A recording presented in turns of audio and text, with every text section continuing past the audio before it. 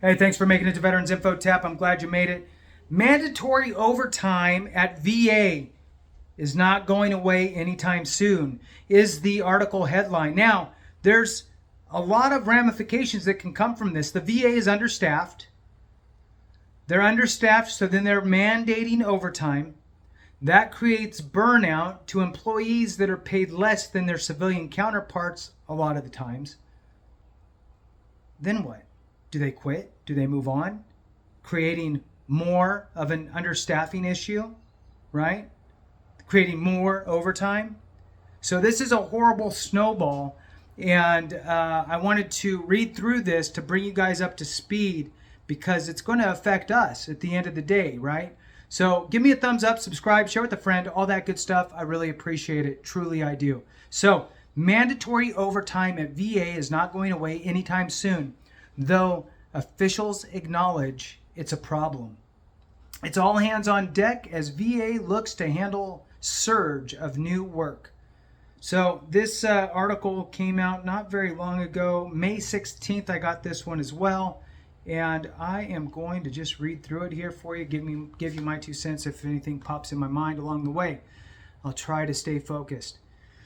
Though the Veterans Affairs Department recognizes that requiring its employees to take overtime is not sustainable in the long term, it will continue to use this strategy for the foreseeable future to keep pace with the influx of veterans seeking new benefits and health care services.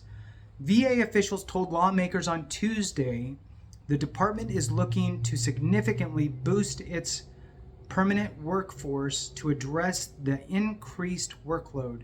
But despite some success, the efforts have not yet proven sufficient. The surge in the claims following the Honoring Our Promise to Address Comprehensive Toxins PACT Act, which Biden signed into law earlier this year to newly presume for the purposes of eligibility for the, man, they wrote this weird, eligibility for the care and benefits from the VA, that 23 respiratory illnesses contracted by veterans are related to burn pits used in the military. The Veterans Benefits Administration, the VBA, so part of the VA, right? So you have VA, which has the Veterans Benefits Administration, the VHA, which is the Veterans Healthcare Administration, and you have the National Cemeteries. So that's the 3 prongs or 3 heads of that monster. So the VBA, Veterans Benefits Administration, has increased its workforce by 15% over the last 18 months to a total of 28,000.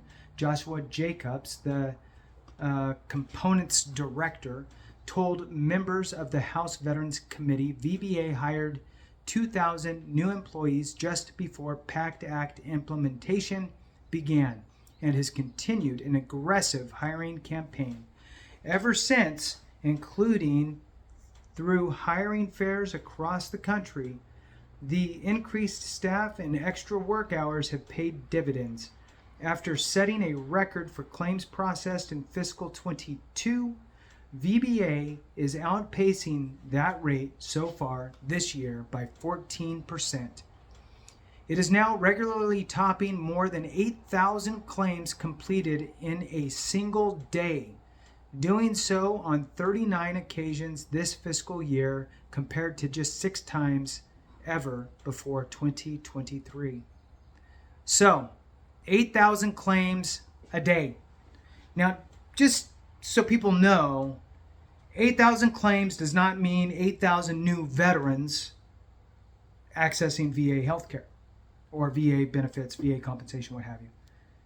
8,000 claims could be, oh, now I qualify for this presumptive, I'm going to file for that. I'm already connected with the VA, I'm already receiving, and 8,000 claims does not mean 8,000 people got an increase in their VA rating, meaning higher monthly compensation, more money in your pocket. It could be you were denied, could be you got a 0%, could be that the rating was small enough to where it did not affect the overall rating, so it did not change your monetary figure you were getting $3,000 a month, $2,000, $1,000. That remained the same on these VA benefits that you're receiving. So 8,000 claims completed, just to put it in perspective, what that equates to for those that don't know. Somebody who doesn't know, let's say somebody who's a non-veteran, never filed, never did anything, or whatever, has no clue about the VA, would just think 8,000 new people getting benefits that are monetary, and that's not the case. So just wanted to make sure that the readers, in this case it's me, understand what 8,000 claims could really mean. So still pretty good. I mean, that's awesome that they're processing that many. So on the other side of the coin, 8,000 claims a day is pretty sweet. 39 occasions this fiscal year, and prior to that it was just 6 times ever before 2023. So the extra staff is obviously making a difference. Still, the caseload is overwhelming. VA conducted 3.3 million toxic exposure screenings since the PACT Act's passage, with 43% of veterans reporting a concern. More than 500,000 veterans have submitted a PACT Act related claim. So, to keep up with the demand, VBA has required 20 hours of mandatory overtime per 2-week pay period. So, 20 hours extra per a normal 80-hour work week, or work 2 weeks. My goal is to move away from the mandatory overtime, Jacob said. I don't think it's sustainable practice, but we also can't yet move away from it completely because of the total workload.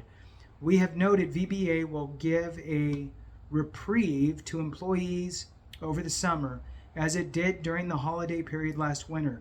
It added the hiring and new technology that will automate some processes to make employees more efficient will eventually reduce the need for the added hours.